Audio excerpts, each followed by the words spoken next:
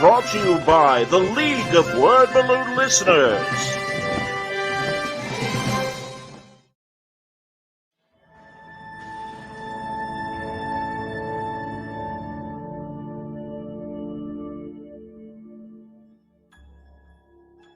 As part of a small line of pieces we're doing that are kind of pin-up-y type shots where they're a little bit rougher and simpler with just a portrait of a figure, no background, I want to do something to complement the piece I did earlier with Wonder Woman. And Starfire is another favorite of mine from DC, and in particular, the way she was designed by George Perez, the way she appeared for, I want to say, the first 20 years of her existence before she was changed by a cartoon version that kind of took away a lot of the alluring qualities to her that were in her initial DNA. So there's a very distinctive face, hairstyle, and vibe from her when she was first created in 1980, and I wanted to connect with that.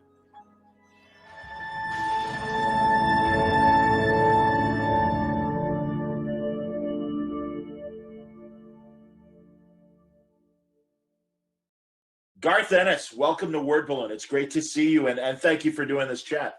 Well, thanks, John. It's great to be here. I got to tell you, man, I was just telling you off the air, I've been a longtime fan of your war stories going back to the DC years, and really excited about Tankies. Am I right? This was, I mean, obviously, poor Carlos passed away just a couple of years ago. Is this an expansion of what you guys did years before? Because I have the original 78-page, collection of the 3 issues. Right. The series from Battlefields. Yes, this is all the Tanky stories from the Battlefield series collected under one set of covers by Dead Reckoning. Just the same way that they did the Night Witches, also from Battlefields. Just an arrangement that we were able to come to between Dynamite, who published Battlefields, and Dead Reckoning. That's cool, man. Got it. And, again, I know you had collaborated with Carlos on War Stories prior to this in your War Stories series as well. So obviously he was always up for a new war story with you, I'm assuming. Very much. He and I liked working together anyway, and he always told me he enjoyed my scripts because they were so simple, which is what he was used to. Coming up in British comics and working with people like John Wagner and Alan Hebden and Pat Mills, I think he had a long tradition of the kinds of scripts where the writer just stays out of the way.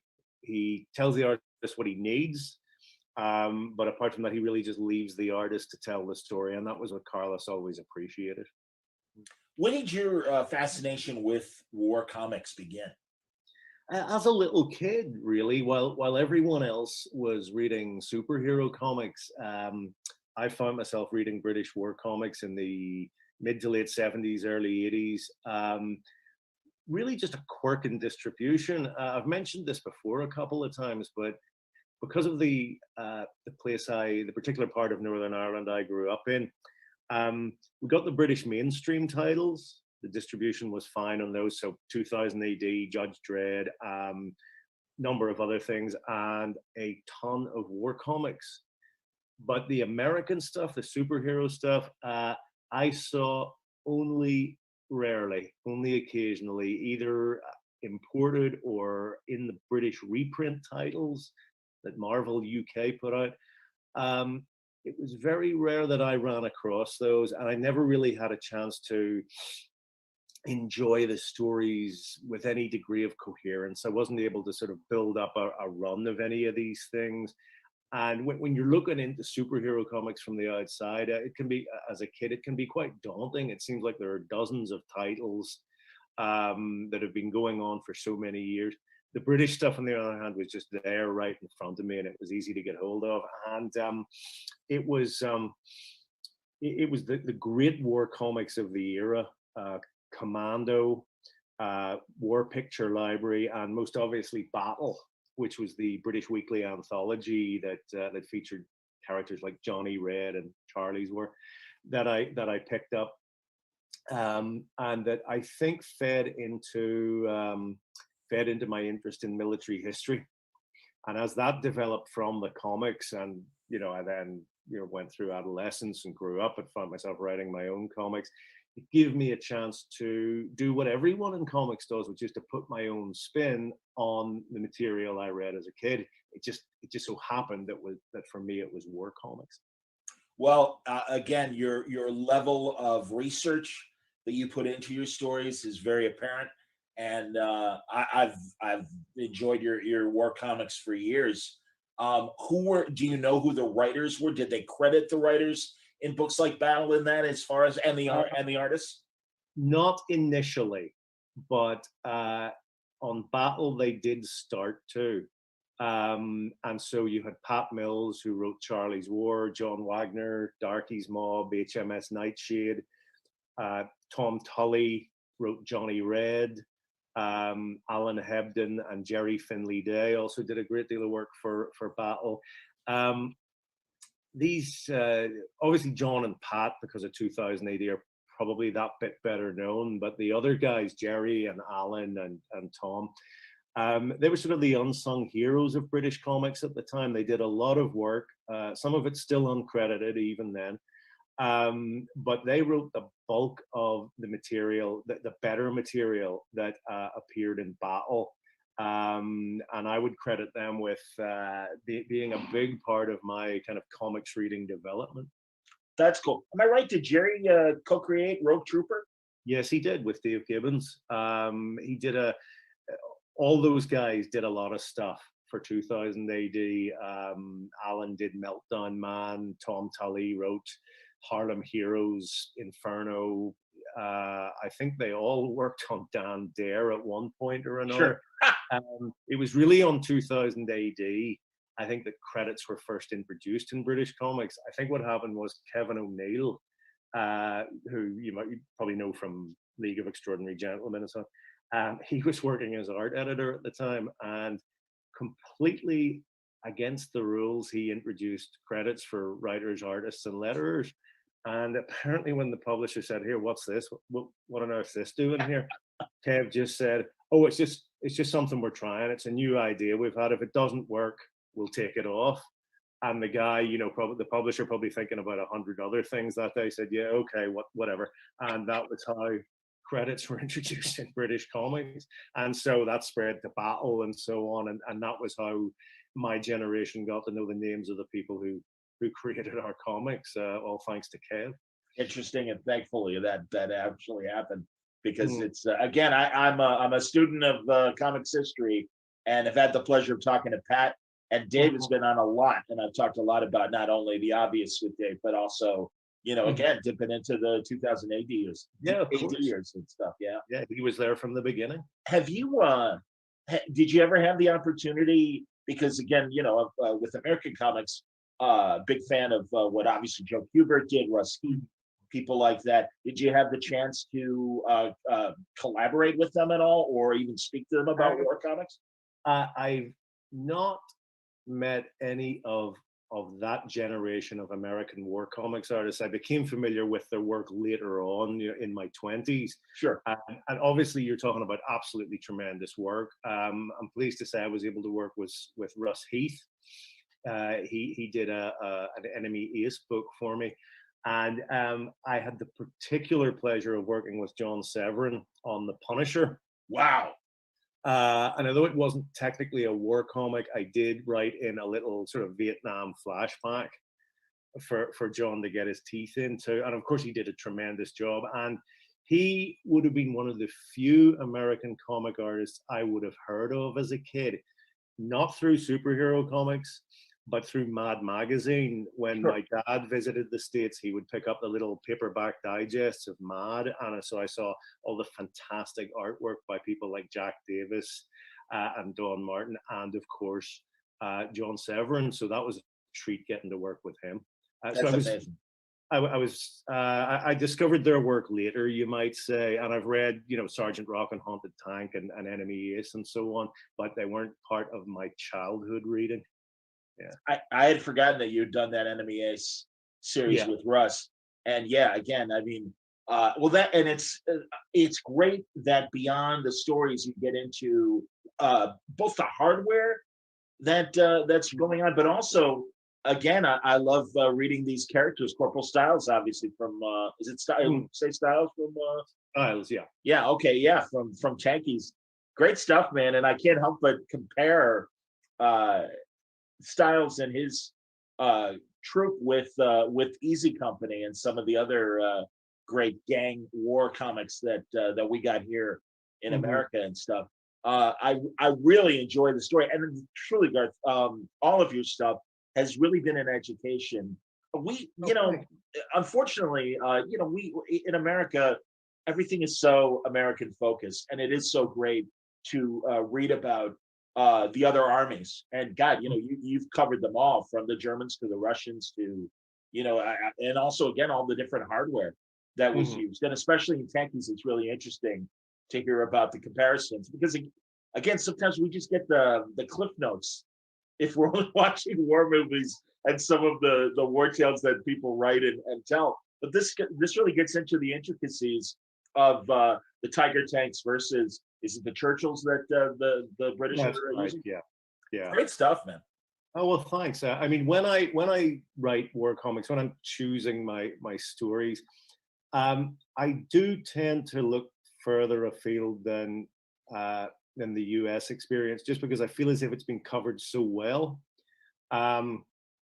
Books, movies, comic books. There's a healthy surplus of this kind of material. That doesn't mean I won't look at the American experience. Sometimes an idea will just grab hold of me. I wrote one called the Tokyo Club for War Stories. Tokyo Club was the name given to the pilots who flew single-seat fighters from Iwo Jima towards the end of the war to escort the B-29s hitting Japan. And these guys had to fly Mustangs, single-seat fighters, loaded with fuel and ammunition, I think 600 miles across the open ocean, dogfight with the enemy to protect the bombers when they got to Japan, and then fly home back to Iwo Jima, another 600 miles, maybe in damaged aircraft, running low on fuel. Every pilot says that his engine sounded that bit weaker over open water than over land. And it's when something like that grabs hold of me, I'll always want to write about it. Like a little detail like that. These guys ironically titling themselves the Tokyo Club. That's all you had to do to join, was make that trip, and as a special prize, you got to do it again the next day. But for the most part, I will tend to look at maybe the British or the Russian experience. I wrote one about the Israelis in the Yom Kippur War. I do tend to range far and wide, and maybe a bit beyond what a US audience might normally be exposed to. Have you had the opportunity to speak directly to vets that were in these various wars? I did have the pleasure and honor of meeting one of the Tuskegee Airmen a few years ago. Yeah, Dr. Roscoe Brown, captain as was, when I did the series Dreaming Eagles for Aftershock about the Tuskegee Airmen. Thanks to some fellow aficionados, I was able to meet Dr. Brown at his home in the Bronx. Now, sadly, he passed on a couple of years later, but at the time he was 94, and you can imagine at 94, couldn't really remember much about what he'd done the previous week, but he could certainly remember shooting down a Nazi jet fighter over Berlin in early 1945, and that was an interesting story. Talking to him about it, as he and being able to ask him, how it felt and was it difficult. He said it was. I remember him saying it was surprisingly easy because, of course, the German jets, fast as they were attacking the American bombers, and they had to slow down a bit to match their speed to the bombers so they wouldn't overshoot, and that made them that bit easier for the American fighters to get at. Also, I think at that point, a new sort of very basic computerized gun sight had been introduced that allowed aiming off or deflection shooting to be made that bit easier. But what was particularly interesting was Dr. Brown said that he'd actually met some German jet pilots after the war. And he said it was really interesting because he likened being a fighter pilot to being an Olympic athlete. And he said that when you meet the opposition, it's really interesting to compare tactics and hardware and experience, because at the end of the day, you're two guys doing the same job. You happen to be on opposite sides. And for him to be able to do that and talk to these guys, I think was a bit of an eye opener. Something I certainly wouldn't have expected. Well, and that's great because I see that in a lot of your stories too, where there are moments where the enemy and the allies, meet each other and have these kind of almost casual conversations after trying to kill each other. It's really, it's amazing. But I again, like you said, they really are doing the same job. And you do hear these stories that, even during trench warfare in World War I, that these guys would have these moments and stuff where, whether it was armistice or a moment of peace, I don't even know. But it just, that always fascinates me. It's amazing that those things would happen. Yeah, it's you do get these odd little encounters during the actual conflicts themselves. Mostly when you get people meeting like that, it does tend to happen after the conflict finished. As you said, they were trying to kill each other, and so at the time, most would have been largely unsentimental. But I know, for instance, that many American and British and German pilots got to know each other after the war. Particularly the fighter pilots, for whom there was that kind of hunter's instinct. They found that they had a lot in common. I know that after the Falklands War in 1982, British and Argentinian veterans got together reasonably soon afterwards to, just to sort of reach out to one another, and found that they had many problems in common, and found their shared experience very interesting and I think cathartic to talk about. Where you tend not to get it so much, it's not unheard of, but would be among the people who were absolutely at daggers drawn, the regimes, the men who represented the regimes that absolutely despised each other, the Germans and the Russians, for instance. Sure. And I know that, with some exceptions, it's been difficult for a lot of Allied veterans to forgive and forget the Japanese. Sure. That's not to say it didn't happen, but it was difficult for a long time, particularly men who'd been prisoners of the Japanese. I think that took more of a step than it might for, say, a German and a British guy to forgive and forget. And again, it's these kinds of stories. It's so funny. It's been a recurring theme over a lot of my interviews recently, where I say prior to the 90s, the 20th century has gaps in history, and you really have to hunt down for the real story. I mean, since the 90s, as I've said, every fart has been recorded for posterity, whether we like it or not. But no, and again, even the intricacies of war, I think, thank God, there are documentaries. God, I feel almost uncomfortable saying this, but I really appreciate it. I was going to say, I love The World at War that Olivier narrated, decades ago. But that was amazing because it had so many participants on every side. And it really is amazing hearing the real stories. And thank God there are books like what you're doing in comics, but other histories that are coming out, that you get these amazing conflicts and stories, and just these again encounters that the broad strokes of war are just too broad, and you don't get to hear these really fascinating little stories. Yeah, I think you're right. I think there has been a conscious effort on the part of all concerned to record experience before the participants pass, which they are now doing. Of course, I mean, many of them, the vast majority of the men who served in World War II are gone. If you were 20 in 1940, hell, even if you were 18 in 1945, just in at the end, sadly, you can't have long to go now. It is, touching on what you're saying, it is a big part of why I do what I do.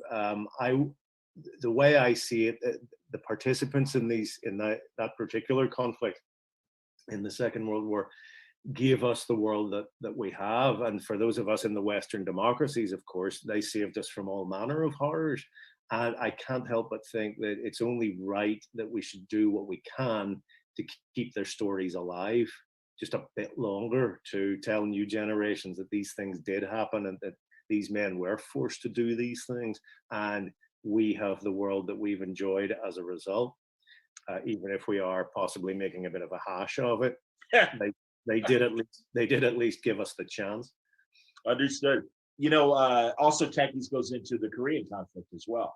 That's right. Yeah, and they're a very different war. Yeah, please. And how many stories have you done about the Korean conflict? Well, there was that Tanky story, and I also touched in it quite late in the Night Witches saga. I had the lead character show up training Korean pilots on the same kind of aircraft that she'd flown during World War II. Beyond that, not much, although it is a particularly fascinating conflict, just because 5 years after the end of World War II, this odd little conflict in Korea starts up, and all three superpowers rapidly get involved. Things, I'm not sure how close to the brink they get, but things do get quite dangerous when the Chinese begin their mass attacks and push the Allied forces, the United Nations forces, south. I know that MacArthur, who'd been taken by surprise, wanted to use nuclear weapons to halt the Chinese advance, and he would have simply been dropping the bombs on entire armies. Now, given that at that point the Russians had the bomb as well, that one could have spilled over into something very serious indeed. Instead, what you ended up with once the front stabilized and so on was really the first successful United Nations police action, as it was called. Yes. Where when the shooting stops, the map looks broadly like it looked at the beginning. There's still a South Korea, there's still a North Korea, and the superpowers pull back.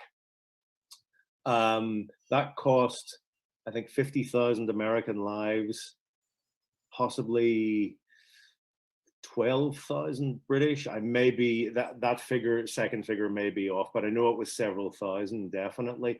And yet no one really knows about that. And that's an example of what I'm talking about. When I read about the Gloucester Regiment defending that hill, and in particular, as regards the Tankies, the British running those tanks down that highway on a sort of all or nothing rescue mission to try and get the men from the other regiments out, the other battalions who were stuck in those hills. I knew it would be kind of the perfect way to cap off the Tankies story, to give Styles, who's been through the hell of the Second World War and ended up really with a head full of broken glass, to give him a chance to kind of resolve a lot of those issues and bring what you might call his personal mission to a conclusion.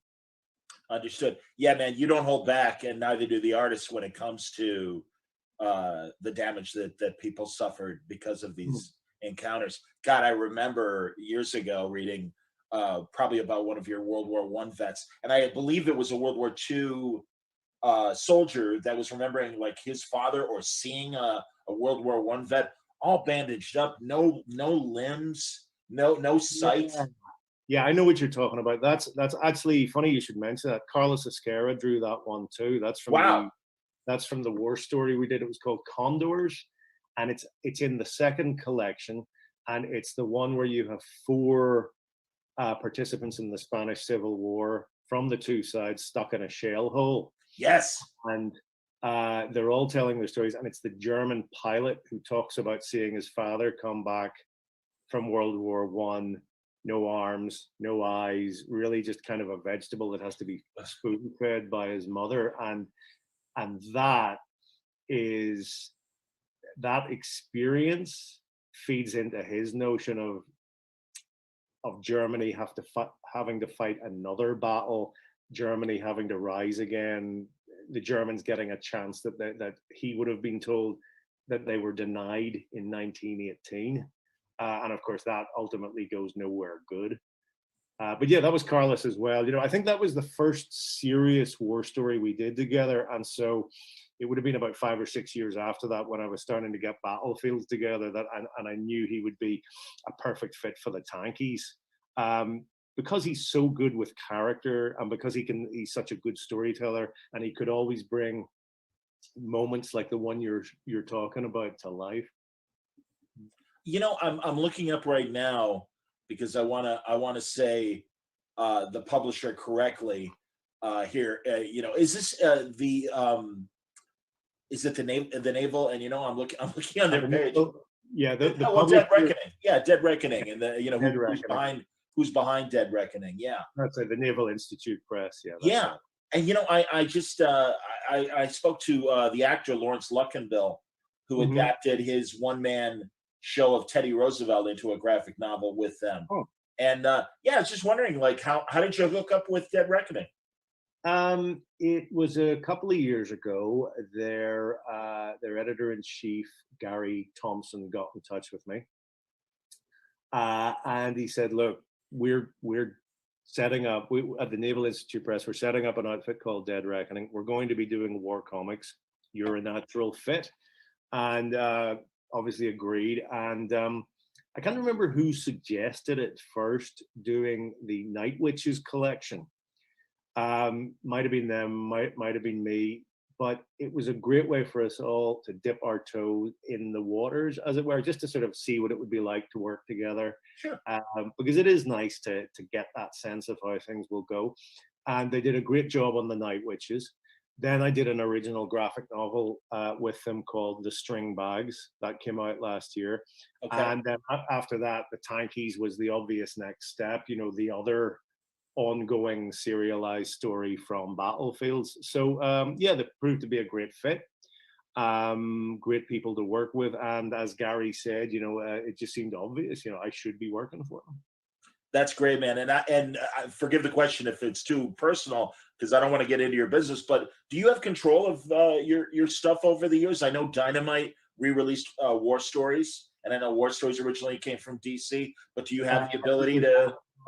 Actually, War Story, the first 2 books of War Stories came out from DC. Right. And then we went over to Avatar, who currently have it in print. And then Dynamite would be Battlefields. Excuse me. Aftershock, Dreaming Eagles, and Out of the Blue, and Dead Reckoning, the String Bags. And yes, the answer to your question is yes, I have control. I'm the owner of the vast majority of that material. Obviously, things like the Old Enemy Ace book that you mentioned, or some of the classic British characters I've written, like Battler Britain, or more obviously Johnny Red. Yep. They're owned and controlled by the publishers, but most of my stuff I do have control of. Yeah, that's cool. Was your father a vet? No, he was not. He was too young for the Second World War, and there was never conscription in Northern Ireland anyway, as there was in the mainland UK. His uncle Joe, did fight in Tunisia during Operation Torch with the Enniskilling Regiment. Wow. Where sadly he lost a leg. I met him briefly. Joe died when I was quite young, but I do remember talking to him, and I remember him, tapping his prosthetic leg and talking about how he still had shrapnel inside him. I remember my dad saying after that Joe had told me more about his experiences in Tunisia than he had anyone else. I think just because all of a sudden he had an avid listener. All my uncles served in World War II. My dad, and it was pretty amazing hearing their stories as much as they were willing to tell them. And my father blew my mind because he was part of the occupation force that was in Vienna after the war. He was in training for, I believe it's called Operation Olympia, which would have been the land invasion of Japan if the bomb didn't work. And I always remind my sister, I'm like, God, we're like two of the, thank God, you hate to say that because so many people obviously died, but it's like Dad could have died on the shores of Japan if they had to do the land invasion. And the amazing thing for me was one night he came to me and he said, "Hey, you want to know what I did when I was in the army?" I said, "Sure." And he sat me down and we watched The Third Man. Oh, right. And he was an MP going after black marketeers. So I'm like, wow. So I have this real connection to that movie. I wonder, have you ever written, and would you write, as opposed to Frontline Stories, any espionage stories? And if you have, I've missed them, and I'd love to know about it if you've already done that. Not really the kind of thing you're talking about. I mean, I have written, and these are the other kinds of war stories I've written with the Punisher, right? Sure. And Nick Fury. I've Sure. written a good bit about Vietnam, but also about the Cold War. I had Fury in Indochina, in Cuba and Vietnam, and then later in the 80s in Nicaragua, which are all sort of the big Cold War sites. But as for a pure espionage story, no, not really. I tend to prefer battlefield stories, sure. Meaning not the series, but stories on the battlefield, yes. rather than the secret mission or espionage stuff. That's just where my taste tends to lie. Understood. That's cool. I'm fascinated by the OSS and British intelligence and what everybody was doing before the war, during the war, certainly during the Cold War. Yeah. You know, in particular, I suppose, I did touch on that when I was writing The Boys, and I went back into what the leader of the original unit, Colonel Mallory, had been up to. And I had him as one of those bright-eyed boys that came out of the OSS or joined the OSS just after World War II. That, of course, then becomes the CIA, and you get this bizarre period where really a bunch of sort of waspy Harvard graduates and so on think they can take on the KGB, well, NKVD as would have been then. Or were they the key KGB at that point? Anyway, the point is they go head to head with Russian intelligence, and it doesn't really work out terribly well for anyone. I mean, the Cold War it's one long history of disasters, really. Yeah. Although, given that the alternative was nuclear immolation. Yeah, we got that. So that's really the one area where I did touch on that. Understood. Yeah. I don't know. I'm fascinated by that. In particular, I come from news broadcasting, and the story of George Polk, who they say in American circles, they say was the first casualty of the Cold War. He was a CBS radio correspondent that was investigating the corruption in the Greek government. And I'm Greek. So that in particular fascinated me. And like you said, yeah, there's just a ton of not wanting to get to the bottom of who actually killed him. And Howard K. Smith, a great newscaster from America, tried to get to the bottom of it and was told by Bill Donovan and his underlings, you got to drop it, man, because if we really peel that onion, it might be the Greek government, it might be paramilitary groups that were supportive, but we got to dance with the Greeks that are in government right now. If not, the communists are going to come and overrun Greece. Yeah, so we kind of have no choice but to run with these guys. And it really is that fascinating. Like, well, what are we fighting for when we're propping up some of these assholes that are out there?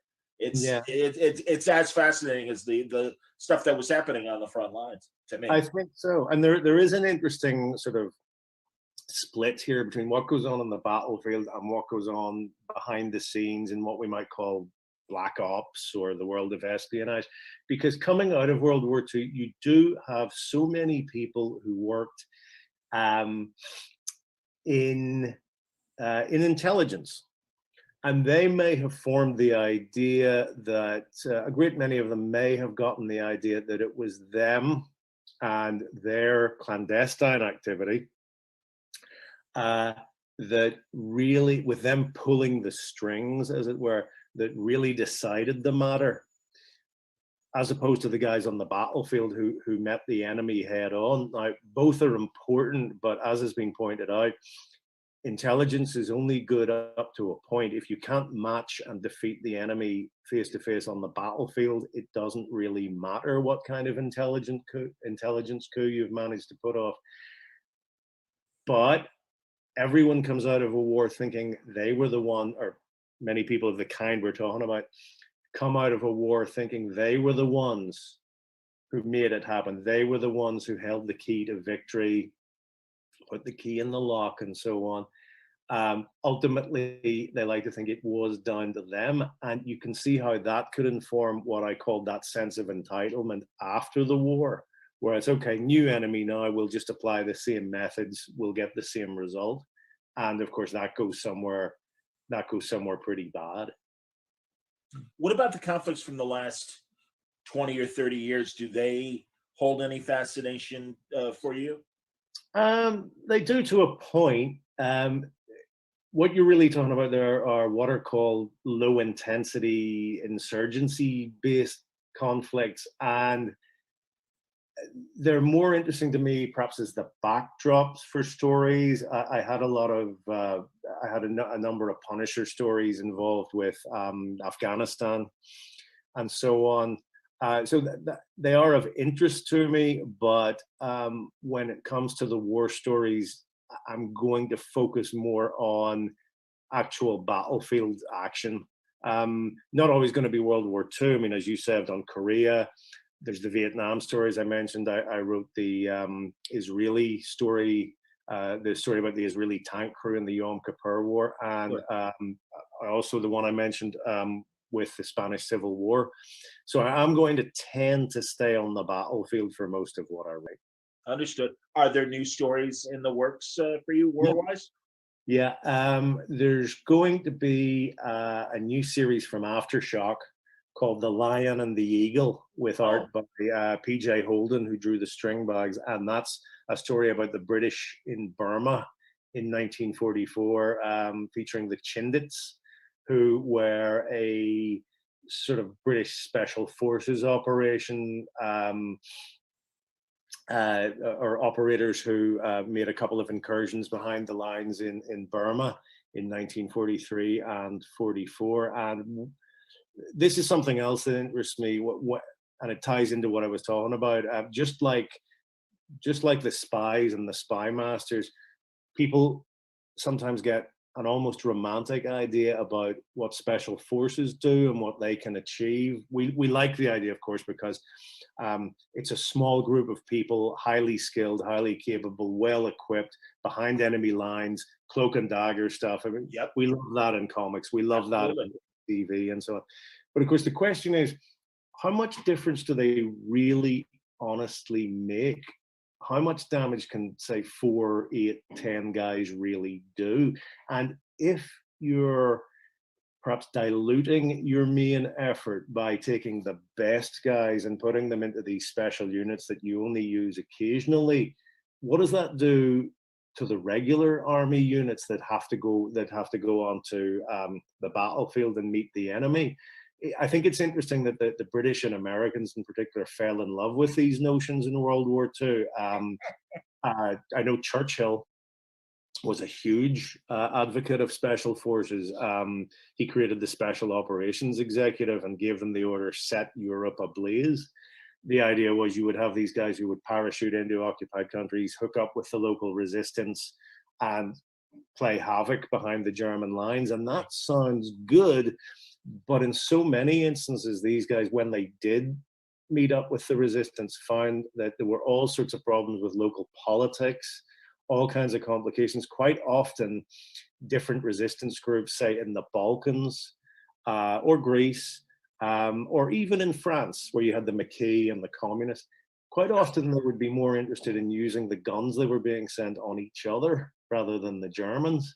You also have the question of, if you start messing with the Germans, if you start blowing up railways or crossroads or power factories, well, if the German answer to that is usually to go to the local civilian population and shoot 10 of them for every one German who was hurt. Now, it doesn't take much of that before the local people are going to lose interest in supporting the resistance. I've gone off on a bit of a tangent here. Not at all. Fascinating. For me, it is interesting when you compare the efforts by the guys who think they have some magical formula to almost short circuit a war, to solve the problems in record time with just a small number of highly trained individuals. And you ask, well, what did you really do? What difference did you really make? And on the other hand, the guys in the main army and air force and navy units who fight the war head to head with the enemy. It might almost be said that the whole concept of special forces as it applies to intelligence might only have found its real place in the past 20 or 30 years in what I've called the low intensity conflicts.